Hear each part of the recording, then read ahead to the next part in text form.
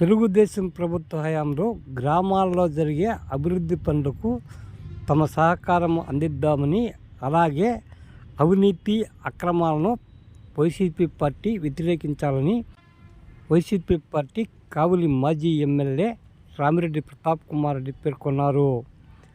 ఆదివారం ఆర్ఎస్ఆర్ కళ్యాణ మండపంలో కావలి రూరల్, బోగోలు, అల్లూరు, దగదత్తి మండలానికి సంబంధించి జెడ్పీటీసీలు, ఎంపీటీసీలు, సర్పంచులతో సమావేశం నిర్వహించడం జరిగింది. ఈ సందర్భంగా మాజీ ఎమ్మెల్యే రామిరెడ్డి ప్రతాప్ కుమార్ రెడ్డి మాట్లాడుతూ, ఎన్నికల సమయంలో తెలుగుదేశం పార్టీ తప్పుడు హామీలు ఇచ్చి ప్రజలను మభ్యపెట్టిందని వివరించారు. అందువల్లే తెలుగుదేశం పార్టీ విజయం సాధించిందని ఆయన పేర్కొన్నారు.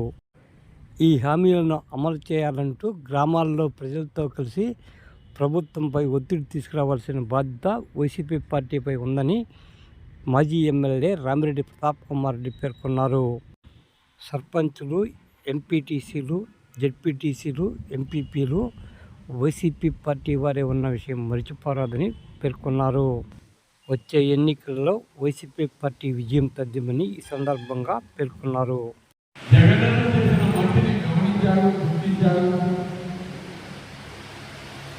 కానీ చంద్రబాబు నాయుడు గారు చెప్పిన అబద్ధాలు కూడా నమ్మారు.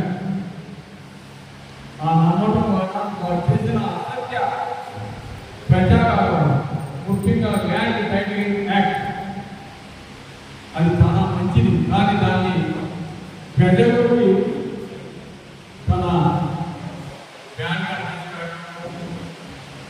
ఇవన్నీ కూడా మనకి కీడు చేసేదని కూడా చెప్పాము. అయినా కూడా ప్రజలు ఇచ్చిన తీర్పుని జగన్మోహన్ తప్పకుండా మన ఓటమిని అంగీకరించాలి. ఈరోజు రాష్ట్రం మొత్తం కూడా ఒక తుఫాను లాగా గాలి వచ్చింది.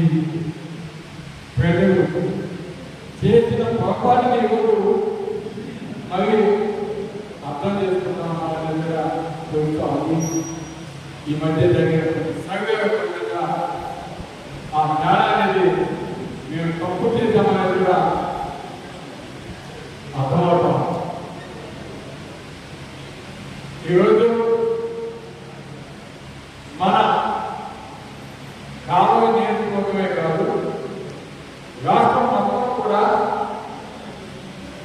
స్థానిక సంస్థలు కావచ్చు, మున్సిపాలిటీలు కావచ్చు, కార్పొరేషన్లు కావచ్చు, ఎక్కడ తీసుకున్నా కూడా ప్రజాప్రతినిధులుగా ఎన్నికైన వారు దాదాపు 90% పైన మన వైఎస్ఆర్ కాంగ్రెస్ పార్టీ నాయకులు ఉన్నాయనేది గుర్తుపెట్టుకోవాలని అందరికీ తెలియజేస్తాం.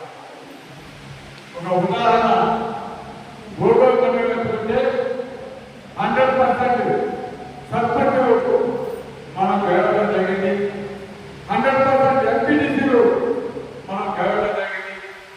ఈ విధంగా ప్రతి ఒక్క మండలంలో కూడా ఎక్కడో ఒక దగ్గర ఒకటి పవన్ తప్ప ఎంపీటీ అయినా సర్పంచ్ అయినా మిగతావన్నీ కూడా మనమే గెలవడం జరిగింది. కాబట్టి ఈ రోజు మనం ఎవరికి కూడా భయపడాల్సిన పని లేదు.